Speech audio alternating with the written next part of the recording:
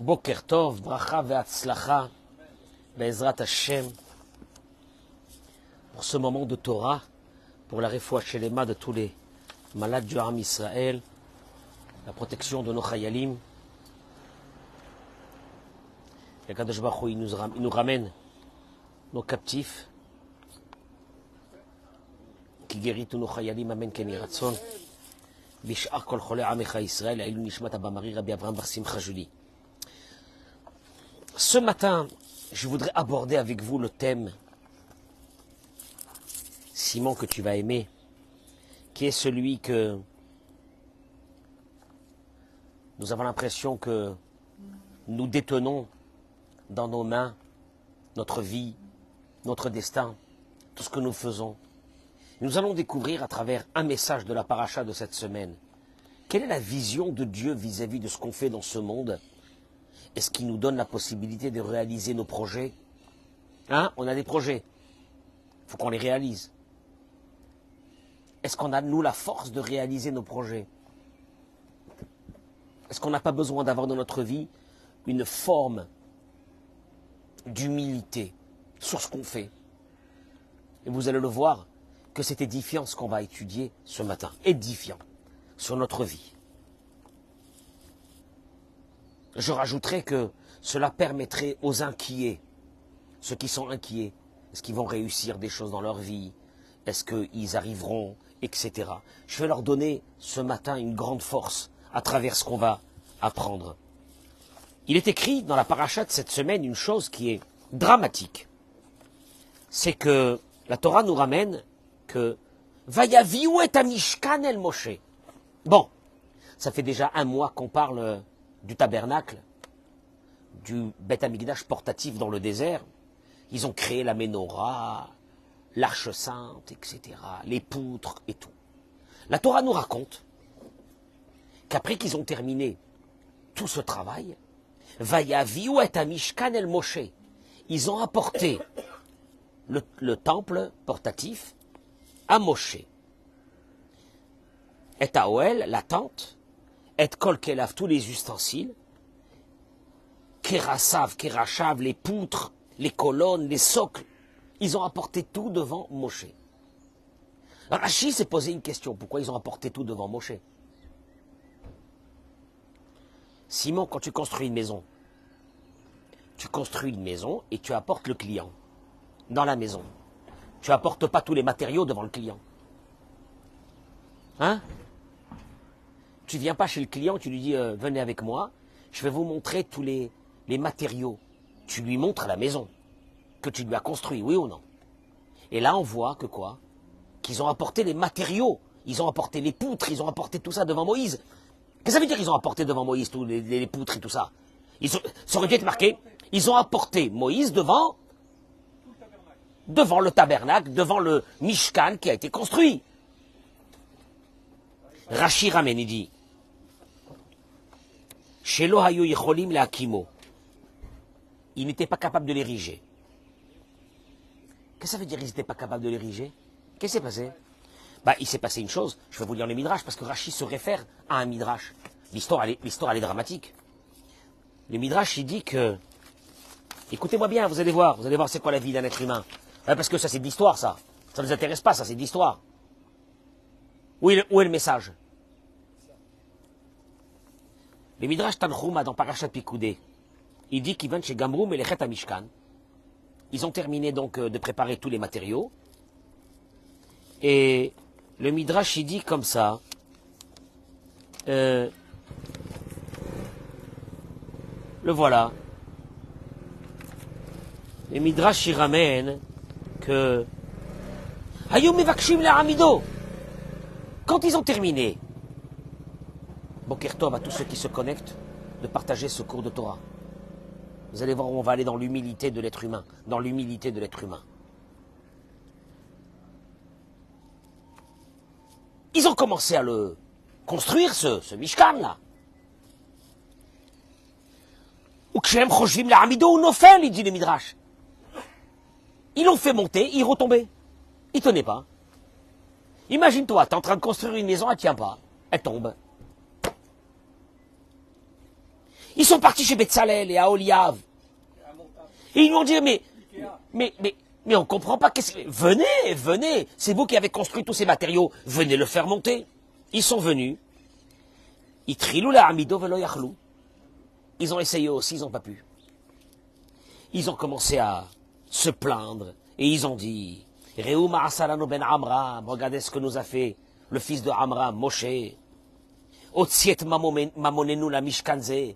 Il nous a fait dépenser 1 tonne d'or et d'argent pour construire ce temple-là. Et il nous a dit que Dieu va descendre et qu'il va résider parmi nous. Et rien à faire, qu'est-ce que c'est ça? C'est quoi ça? Le Midrash, il dit une chose. Ils sont venus chez Moshe et ils lui ont dit, Kol ma shamarta lanu asinu. Tout ce que tu nous as dit, on l'a fait. Ve'arei kol hamelacha lefanecha. Et voici, tout ce qu'on a préparé est posé devant toi. Est-ce qu'on a manqué quelque chose? Vérifie. Vayumar inlo kol davar vedavar. Ils lui ont montré chaque chose et chose. Comme il est écrit, Vayaviu et amishkan el Moshe. C'est ce que je viens de dire maintenant. Ils ont apporté le temple devant Moshe. Ils n'ont pas apporté construit, ils ont apporté des morceaux.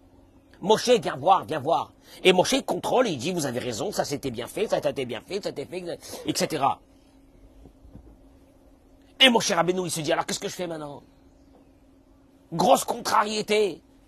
Veaya, Moshe Metzer ala davarazé. Et Moshe dit, alors qu'est-ce qu'on fait maintenant? Tout est là, alors qu'est-ce qu'on fait? Je ne sais pas. Qu'est-ce qu'on fait? Et le Midrash continue, il dit, les filles, Dieu lui a dit à Moshe, à ce moment-là, les filles, Shaïta Metzer Shelo Yalecha Asiya, Velo Chelek Memlechat Mishkan. Moshe Rabbeinu a une certaine contrariété qui n'a pas, lui, participé à la construction de ce temple-là. Alors Dieu lui a dit, parce que tu avais cette contrariété-là, Bishvilcha, pour toi, Kede Sheyidrou Israël, Sheim al Yadecha et Noomed, Shuv et Noomed La'olam. Grosse déclaration de Dieu. Si c'est pas toi qui érige ce temple, personne dans l'humanité ne pourra l'ériger. Allez, vas-y. Comme il est écrit, Vayakem Moshe ta Mishkan. Moshe érigea ce Mishkan. Ben alors, bon, Moshe Rabbeinu, il entend ça. Il dit à Dieu, c'est mignon ce que tu dis, mais je ne sais pas le faire, moi. Amar Moshe, Ribono Shel Olam. Moshe a dit à Dieu, maître du monde, Eniyodé ala Amido, je ne sais... Tu entends cette catastrophe?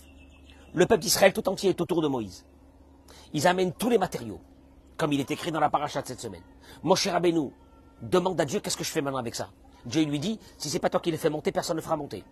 Moshe Rabbeinu dit, c'est très bien tout ça, mais comment je le fais moi? Je ne sais pas moi le faire, hein. Je ne sais pas.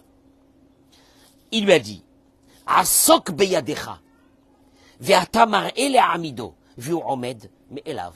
Fais comme si, écoutez-moi bien, c'est quoi la imuna à Dieu?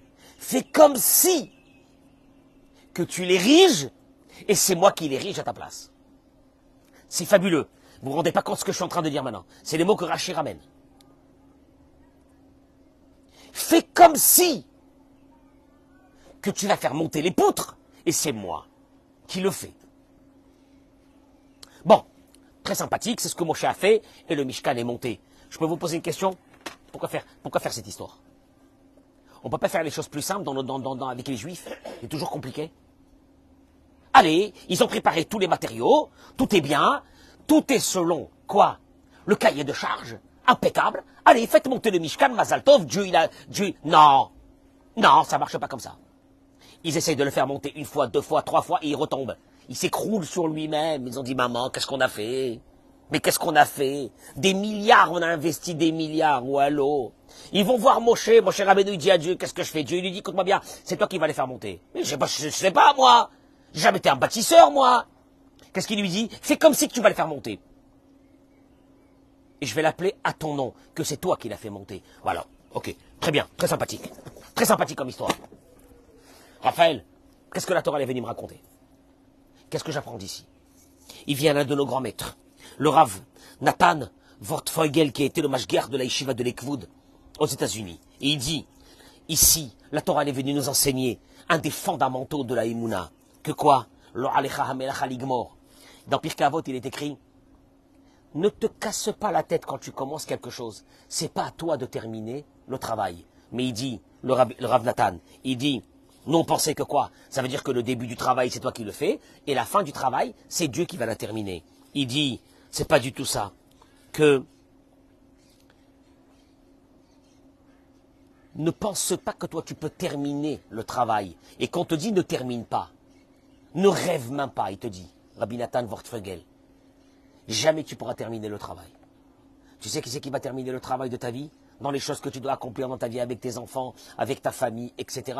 C'est pas toi, c'est Hachem. Le Alecha Hamelach Haligmor ne veut pas dire c'est pas à toi de terminer le travail. C'est une confirmation. Tu ne pourras jamais terminer toi le travail.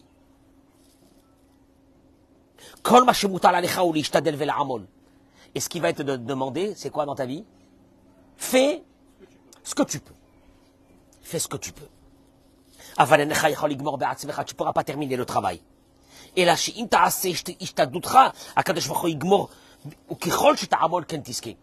selon la fatigue que tu vas mettre, Dieu il va t'aider pour terminer. Mais c'est Dieu qui va la terminer, c'est même pas toi qui va la terminer, parce que tu ne pourras jamais terminer quelque chose.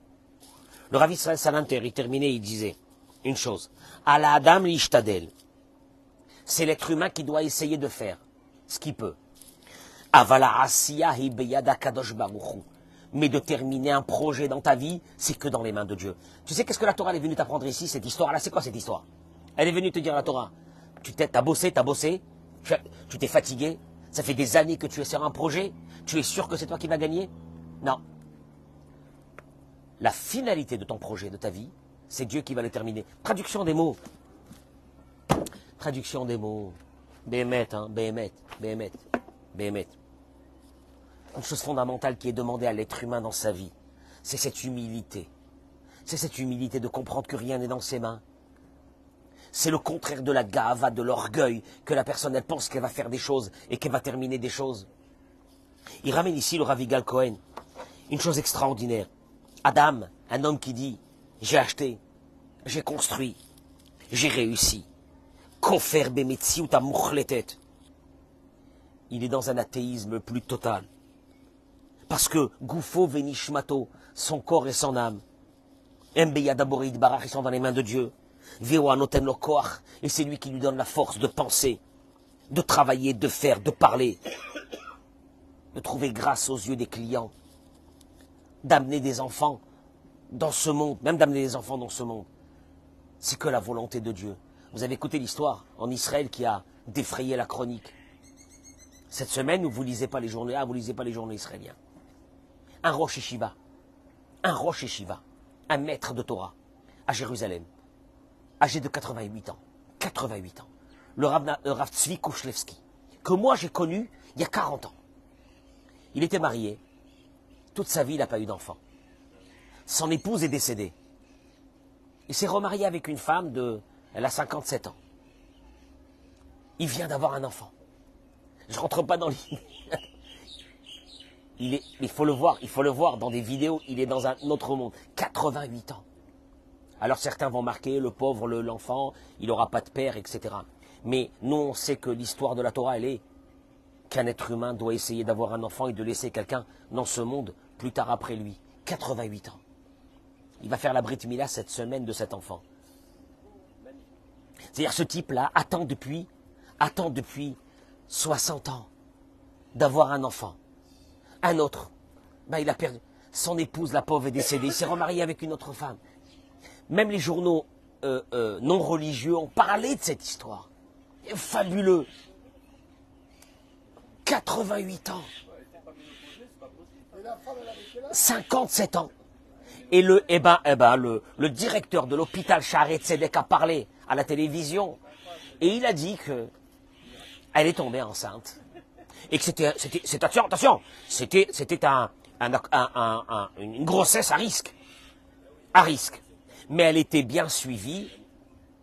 C'est pas possible. Ça veut dire quoi? Ça veut dire que il y a des moments donnés dans la vie où tu te rends compte qu'en vérité, le naturel, à tel point qu'ils ont marqué dans le journal, ce n'est pas arrivé ça depuis le temps de Avraham Avinu, notre ancêtre, quand il a amené son premier fils Yitzhak, alors que lui et sa femme étaient deux vieillards, et que le peuple d'Israël c'est un miracle. On est même un miracle. En principe, une femme ménopausée comme Sarah, mariée avec un vieillard de 99 ans, comme Abraham. Le peuple juif n'aurait dû même pas exister. Nous-mêmes, on est l'expression de ce miracle, qui est simplement une volonté de Dieu. Toutes les capacités que tu as dans ta vie, il te dit le Rav, fais très attention. Parce que toi, tu es en train de faire le beau, que tu réussis dans ça, et que tu réussis dans ça, et que tu réussis. N'oublie jamais que tout ça, c'est un cadeau de Dieu. Et quand une personne, à un moment donné, elle se dit que ça vient d'elle, elle est en train de dire, il est en train de dire, c'est moi qui gère ma vie, et pas Dieu. Quand tu oublies d'où ça vient, à un moment donné, tu rentres dans une forme d'athéisme qui est, oui, il y a Dieu, ça va, il y a Dieu, ouais, Dieu, bon, ben, Dieu, ça va, mais il y a moi. La reine, Shlomo Amelech, il a dit, le roi Shlomo Amelech, il a dit dans son livre de Michelet, To'avat Adonai, kol gevahlev, yad le yad lo inake. Il dit, c'est une abomination aux yeux de Dieu, toute personne qui est orgueilleuse. Celui qui mange du porc, celui qui ne fait pas Shabbat, c'est pas marqué que c'est une abomination aux yeux de Dieu. Il y a une personne que Dieu il dit, ce type-là, il est abominable, je vais le tuer, je vais le massacrer. L'orgueilleux. Kelomar, il dit, Hakadosh Baruch Hu metaev et Baal Hagava. Dieu, il a en dégoût. Je répète, même celui qui mange pas kasher, chas v'shalom, etc., qui va faire teshuva, celui qui fait pas Shabbat, celui qui boit du vin pas kasher, celui qui fait ce que tu veux. Jamais c'est marqué que Dieu dit, c'est une abomination. Il est en abomination devant moi. L'orgueilleux. Oh ben l'orgueilleux, il vient à la synagogue, il est là. Hein. Ah, il est religieux, il a une barbe, il est très content de lui, etc. Mais l'orgueil, Dieu dit, ce type-là, c'est une abomination. Je vais l'écraser en miettes. Et regardez qu'est-ce qu'il dit. Vassiba Lekari, et la raison elle est. Chez l'Odaï Shoueno Omer Toda. Pas seulement qu'il ne remercie pas Dieu de lui avoir donné de l'argent, ou de lui avoir donné du physique, ou de lui avoir donné des capacités d'intelligence. Mais en plus, qu'est-ce qu'il fait? Pas seulement qu'il ne remercie pas. Eric, qu'est-ce qu'il fait? Il dit, c'est moi. La Gemara dit, Amara Kadosh Baruch Hu, la Gemara dans ma Sechet Sota Ramen, Dieu dit, En ani vahu yicholim ladur ba'olam. Moi et lui, on ne peut pas vivre dans ce monde. Ah, il y a un de nous deux qui doit partir.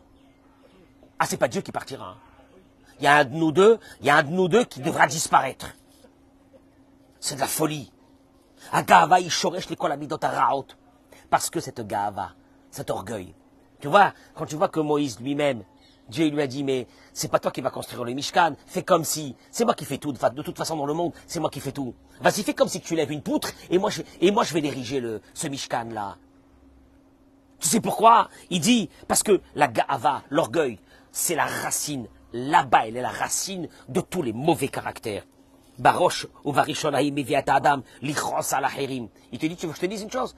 L'orgueilleux est toujours en colère. D'abord, il est en colère contre les autres. Pourquoi? Pourquoi il est en colère contre les autres? Ah, ça, il est colérique. Oh, il est colérique, ça va, il est colérique. Oh, mais c'est pas grave, c'est juste qu'il démarre au quart du tour. Il est colérique. Non. L'orgueilleux ne supporte pas que ce qu'il demande qu'on fasse ne soit pas fait. Ou ne soit pas fait à sa façon. Ah, parce qu'il est orgueilleux. Ah, parce qu'il ne peut pas supporter qu'une chose ne soit pas faite selon sa volonté. Donc il est toujours en colère contre les autres. Il continue, il dit, et l'orgueilleux est quelqu'un qui est toujours en colère même sur lui-même. Pourquoi il est en colère sur lui-même? Pourquoi l'orgueilleux est en colère sur lui-même, Eric? Pourquoi l'orgueilleux est en colère même sur lui-même? Pourquoi? Parce que quand il réussit pas quelque chose, qu'est-ce qu'il se dit? Qu'est-ce qu'il se dit? Je m'en veux. Je m'en veux. Je m'en veux. Je m'en veux de ne pas avoir réussi. Aïe, aïe, aïe, aïe, aïe. Qu'est-ce que je suis brêle. Qu'est-ce que je suis bête que j'ai pas réussi. Eh, dis-moi, pourquoi la réussite est dans tes mains? Il est en colère contre les autres, il est en colère contre lui-même. L'orgueilleux est jaloux de la réussite des autres. Parce que l'orgueilleux, en voyant l'autre réussir, qu'est-ce qu'il se dit? Non, il m'a pris. Parce que l'orgueilleux veut être en haut de tout le monde. Mais quand il voit que quelqu'un d'autre réussit, qu'est-ce qu'il dit? Il me fait de l'ombre. Parce que pour lui, c'est une compétition. Ce monde, c'est une compète. Je vois, c'est une compète. Et t'as des petits jeunes là qui te disent, moi je suis un requin, moi. Ah, moi je vais réussir, moi. Moi je vais les mettre tous par terre. Et j'ai envie de lui dire, un beau matin, Dieu va te faire ta leçon. Et il est obligé de te la faire. Il dit, Hagava, autre chose. L'orgueilleux est toujours triste. Il est toujours mécontent. Asiba lekach pshuta, la raison elle est simple. Ou tamit rochev shemagiar lo yoter, parce qu'il pense toujours qu'on doit lui faire encore beaucoup plus. Il s'est marié avec une femme. Les mots du Ravigal. Il s'est marié avec une femme qui avait la crainte de Dieu, une femme kshera. Margish belishbo, sheacholayala sigma shuyoter. Comme il est orgueilleux, qu'est-ce qu'il se dit? Et je mérite quoi? Mais qu'est-ce que c'est cette femme-là? Je mérite mieux.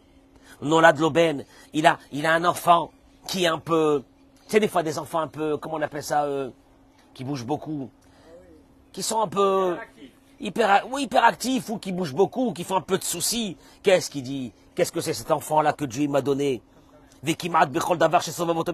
Ou margish, chaque chose autour de lui, il est content de rien. Tu sais qui c'est qui est content? Tu sais qui c'est qui est content? C'est celui qui a de la hanava, c'est celui qui a de l'humilité, qui sait que tout vient de Dieu. Alors lui, il est content. Mais l'orgueilleux, il ne sera jamais content. Il sera en colère contre les autres. Il sera en colère contre lui-même. Et il sera triste. Triste de quoi? Triste que beaucoup de choses qu'il pense qu'il mérite, il n'a pas eu encore dans sa vie. Donc il est très triste. Agava, Gorem et les Fakhet Kolazman. Autre chose. L'orgueilleux a toujours peur. Il a toujours peur de quoi? Il dit, ce que diront les autres sur lui. Il a besoin d'être nickel. Il a besoin d'être. Il a une peur de ce qu'on dira contre lui. Chaque chose qu'il entendra contre lui, il deviendra fou. Parce qu'il ne supporte pas. Il ne supporte pas qu'on dira quelque chose. Alors il est toujours dans la compétition. La compétition des vacances, la compétition de la bagnole, la compétition de la maison, la compétition de tout ça. Juste une chose, le regard des autres. Il peut devenir fou pour le regard des autres. Père Amin, il dit malheureusement, l'orgueilleux arrive à une chose. Et cette chose-là, elle est terrible. C'est de manquer de respect à ceux qui sont autour de lui. Pourquoi? Parce que l'orgueilleux, pour alimenter son orgueil, qu'il est plus que les autres, il a besoin d'avoir un regard critique. Toi, tu fais pas bien ça. Toi, t'es nul. Toi, t'es n'importe qui. Toi, t'es un pauvre type. Toi, t'es... Et pourquoi il fait ça? C'est pourquoi il fait ça? Parce qu'il a besoin de rabaisser les autres. Il a besoin de rabaisser les autres pour se sentir quoi? Ben, valoriser. Il a besoin de ça. Donc, il est toujours dans la critique des autres. Jamais il dira, toi, t'es extraordinaire. Baruch Hashem. Toi, t'es le meilleur. Toi, t'es un champion. Il dira pas ça. Il dira pas ça. Il est tout le temps dans la critique. Et malheureusement, il écrase. L'orgueilleux écrase ceux qui sont autour de lui. C'est une maladie. Il écrase ceux qui sont autour de lui. Ra'a, il dit le Rav, Cholanos Sefet, Ichem Data Acher. Et de là, il dit, il y a une autre maladie qui va sortir. De ça, il dit le Rav. C'est de vouloir, pour alimenter son orgueil, de vouloir prendre les choses qui appartiennent aux autres. Et d'ailleurs, il ramène les mots de la Gemara. La Gemara dans Masechet Sota, Amar Rabbi Yochanan. Écoutez-moi bien ce qu'il dit Rabbi Yochanan parce que c'est scandaleux. Il dit Rabbi Yochanan, Kol Adam sheyesh bo gasut haruach, tout homme qui a l'orgueil, les basof nirshal be'eshetish. À la fin, il tombera dans une des avérotes les plus grandes d'aller voler la femme de quelqu'un d'autre. Pourquoi? Il dit pourquoi? Il dit Uchosh, parce que l'orgueilleux se dit tout m'est dû, tout est pour moi. Chaque chose que j'ai envie, je dois l'avoir. Pourquoi je dois l'avoir? Parce que je suis supérieur à tout le monde. Je suis le meilleur de tout le monde. Et il arrive un bon matin. Tu sais qu'est-ce qu'il fait? Il prend la femme de l'autre. Espèce de voleur. Pourriture. Tu prends la femme d'un autre homme. Rachat. Toi, ta vie, elle est terminée, toi. T'es un voleur. Tu voles les femmes. Marier des gens. Et tu n'as même pas un moment de te dire, le pauvre, ce misken, cet homme-là, je vais lui prendre sa femme. Je vais lui prendre sa femme. Comment je vais faire? Je vais lui prendre sa femme, le malheureux. Cette femme-là, avec qui il a des enfants, il a construit sa vie. Un beau matin, j'arrive et je lui vole cette femme-là. Non, il se pose même pas la question. Tu sais pourquoi? Parce que l'autre. Mais l'autre, il la mérite pas, cette femme, c'est un pauvre type. Cette femme mérite d'être avec moi. Tu entends le système? Tu entends le système? Et la Gemara te dit, l'orgueilleux arrivera à la fin à voler la femme de l'autre. Celui qui a de l'humilité, qu'est-ce qu'il dit? Hachem et Rahem, à Dieu ne plaise, je ne peux pas toucher, je ne peux même pas mettre un œil sur la femme de quelqu'un d'autre. Mais la femme de quelqu'un d'autre, c'est Dieu qui lui a donné à l'autre. C'est pas ma femme. Et ma femme, je devrais avoir une grande émouna que la femme que j'ai, c'est celle que Dieu il veut me donner. Mais l'orgueilleux, il n'est pas dans ça. L'orgueilleux, il te dit, mais qui sont ceux-là? Qui c'est? Qui il est? Alors, tu sais c'est quoi la réponse de l'orgueilleux quand il a volé la femme de quelqu'un d'autre? Elle était malheureuse avec lui. Avec moi, elle ne peut pas être malheureuse. Sauf que quand elle va être avec toi, elle va comprendre son malheur. Elle va le comprendre. Attends, tu vas voir quand ça va arriver. Elle va le comprendre son malheur. Et ça sera trop tard. Elle ne pourra même pas retourner avec son mari. Quelle honte. Il dit, c'est le mot de la Gemara. Tu sais, quand Rabbi Yochanan, il te dit ça, au moment où tu écoutes, tu dis, c'est scandaleux. C'est scandaleux. Quoi? Parce qu'il est orgueilleux, il va voler la femme de quelqu'un d'autre. Enfin, voyons, tu raccourcis les chemins de cette façon. Non, l'orgueilleux, il voit pas l'autre en face de lui. L'autre en face de lui, c'est un pauvre type. Donc cette femme qui est avec lui, il la mérite même pas. C'est moi qui dois la prendre. Ah, le système, il est beau, hein. Je termine une chose. Le Chovot Alvavot, il ramène une chose extraordinaire. Que, quand la Torah, elle a dit, Va'ish Moshe, et l'homme Moshe, Anav, c'est quoi Anav? Humble. Mikol Adam, Asher al Pene Adama. La Gemara déclare, la Torah déclare, dans Bamidbar. La Torah, elle déclare, dans Bamidbar. Et l'homme Moshe était Anav. Anav, humble. Parmi tous les hommes et les êtres humains qu'il y avait dans ce monde. Tu peux me donner la définition, Eric, de Anav? C'est quoi humble? C'est quoi humble? Humble. C'est quoi humble? Le Chovot Alvavot, il ramène les paroles du Rashi. Rashi dans Bamidbar. Il ramène c'est quoi humble? C'est quoi humble? La définition de quelqu'un qui est humble. C'est quoi? Bah, il est humble. Il fait comme ça avec sa tête. Oh, il est humble. Oh, il est humble. Oh, j'aime pas les honneurs. C'est le mec qui... J'aime pas les honneurs. Non, c'est pas ça humble. Non. Tu veux savoir si quelqu'un il est humble ou non? Shafal, Rachidi, Vesavlan. C'est quelqu'un qui est patient. Qui ne se met pas en colère pour un oui, pour un non. Cet homme-là est habité d'une lumière divine qui s'appelle Anava. Il dit, pourquoi? Dis-moi, pourquoi il ne s'énerve pas? Ah, peut-être qu'il ne s'énerve pas parce qu'il n'est pas nerveux. Hein? Simon? Non. Comme il connaît qui il est, il sait la petitesse qu'il est. Il a cultivé que dans sa vie, chaque chose qu'il a eue, ça vient de Dieu. Que c'était des cadeaux de Dieu. Que même quand il a des soi-disant capacités, ce sont des capacités qui lui viennent. Tu as une capacité, tu as une intelligence. Rappelle-toi bien d'une chose. Cette intelligence, elle t'est donnée à chaque instant par Dieu pour que tu réussisses. Donc à partir de ce moment, Gérard, on le met en colère, mais il ne s'énerve pas. Pourquoi il ne s'énerve pas? Parce qu'il dit, qui suis-je? Qui suis-je? Quoi? Ma vie? Ma vie à chaque instant, c'est de toi. Mon cœur, à chaque instant, c'est de toi. Que je me suis levé ce matin, Simon, un cadeau de Dieu. C'est la folie. Alors tu sais quoi? On vient lui dire que il y a une personne qui a dit sur lui telle et telle chose. Oh bof. Et alors? Azma. Rachidi, tu veux savoir c'est qui le Hanav? Shafel Vesavlan, il dit Rashi, dans Bamidbar, Perek Yudbet. Shafel Vesavlan. Supporte. Tranquille. Il se met pas en colère pour un oui, pour un non. Et je termine par une chose elle est phénoménale dans notre vie.